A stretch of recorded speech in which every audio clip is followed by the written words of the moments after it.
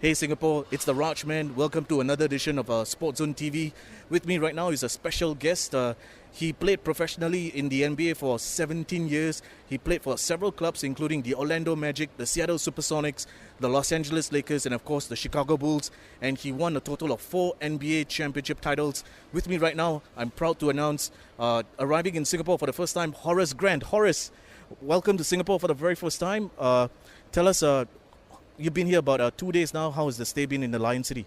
Well, thank you for having me here. I've been here for almost 2 days, and it's been great. A little humid, hot, but that's okay. But I'm here for a good reason, and that's for the NBA and the 3X and working with kids. You retired in, I think, 2004. It's been about 10 years now. Maybe you can bring us up to speed as to what you've been up to. Well, I've been a full-time husband, dad, and I'm a goodwill ambassador for the NBA. I travel internationally, helping the NBA out to just spread the goodwill of basketball among many nations. Looking back at your playing career, almost 17 years as a pro, who is that one guy that you would say is the best that you've played against or played with? Well, played with, it has to be Michael Jordan. I mean, a lot of people ask me to compare, Kobe, LeBron. It's unfairly because Michael is in a class by himself. But the one guy that I played against was who kind of, I wouldn't say put fear in my heart, but kept me up at nights was Kevin McHale, who is the Houston Rocket coach now. Played with the Boston Celtics. Not many players can say that they played for both the Chicago Bulls and the Los Angeles Lakers. It's like in soccer, not many players can say they played for Liverpool and Manchester United, the arch rivals. But you did so maybe you can tell us a bit about that time playing for both these huge clubs. Well, it was just an honor to play for two historic franchises, meaning the Chicago Bulls and the Los Angeles Lakers. Start off with the Chicago Bulls, to be able to be on the floor with guys like Michael Jordan, Scottie Pippen, and be coached by a guy like Phil Jackson.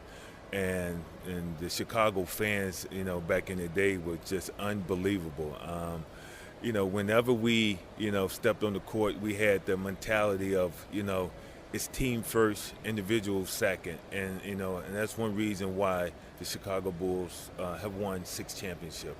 And with the Lakers, you talk about historic franchise in terms of, before me, Magic Johnson, James Worthy, Kareem, Byron Scott, you can go on and on. But with, in my state, Shaq, Kobe, Derek Fisher, Rick Fox, Robert Horry, Brian Shaw, you can go on and on. Just to be part of something like that, something special, I'm very blessed. What of the 4 championship rings that you have, which is the one that you hold closest, is most dear to you?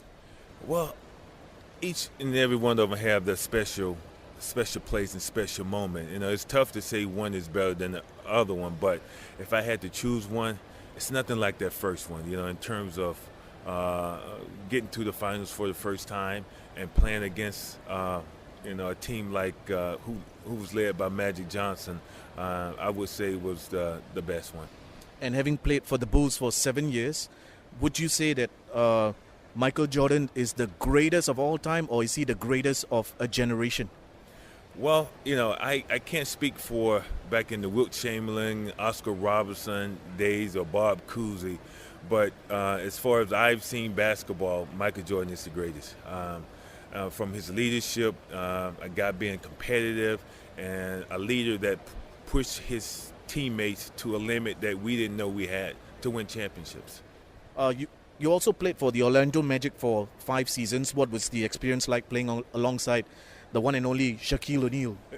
Shaq, he was a young Shaq, and, the guy was just such a dominant force, throughout his career. And just to be on a team with him and Penny Hardaway and Nick Anderson and Dennis Scott, and even Brian Shaw was on that team when we went to the finals my first year there. It was just a great experience. And Shaquille, I believe, was in Singapore, I think in the mid-90s, also for an NBA event. Yeah, he did, when he was still with the Orlando Magic. With a career that spanned almost 17 years, would you say that maybe your biggest regret is not having played for the Stars and Stripes as in Team USA for the Olympics? Well, I wouldn't say a regret, but if I was chosen or I had a tryout, it could have been different. But there was no regret in my 17-year career because I had such a great one. Helped win 4 championships, made an All-Star team, and now I'm doing something that I love to do in terms of helping kids.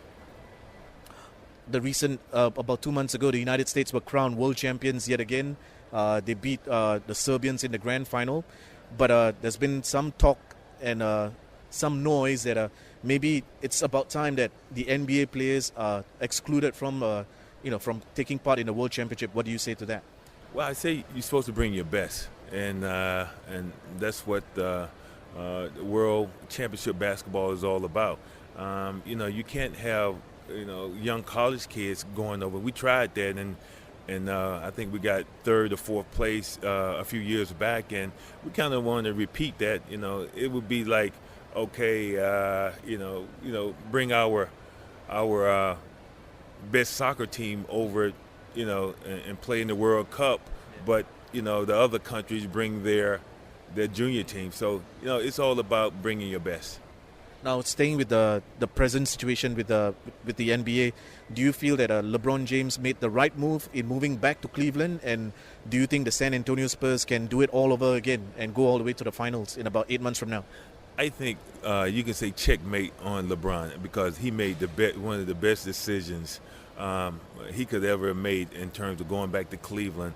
He has such a good team around him in terms of Kevin Love, Kyrie Irving, Verjao, a whole bunch of other guys. I think they have a legitimate chance of winning that NBA championship. Now, back in the day, besides your powerful playing style, one thing that set you apart from the rest of the players was the fact that you wore the special eyewear, the goggles. You were like the Kareem Abdul-Jabbar of that generation. Could you shed some light on the specific eyewear that you had? Well, basically, I was kind of legally blind, and I had to put goggles on to kind of see where I was going out there on the court. And, once that happened, the goggles were born. And, I had parents and grandparents coming up to me telling me that, now their children and grandchildren don't get teased in terms of wearing the goggles during their sport activities.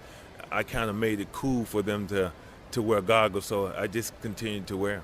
Awesome. That's a really nice story. Now, finally, you're in Singapore for the first time. You brought along the Minnesota Timberwolves cheerleaders, and it's all part of the NBA 3X experience over the weekend. What is your advice to the players, the Singaporeans who are going to play over the weekend?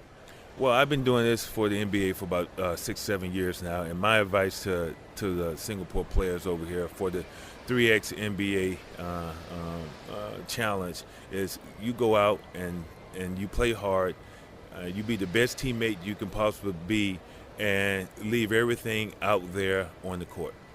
Okay, on that note, Horace Grant, it's been a pleasure. I am a Lakers fan myself, so it is an honor to actually meet you, and all the best for the rest of your career. Thank you for having me. Cheers.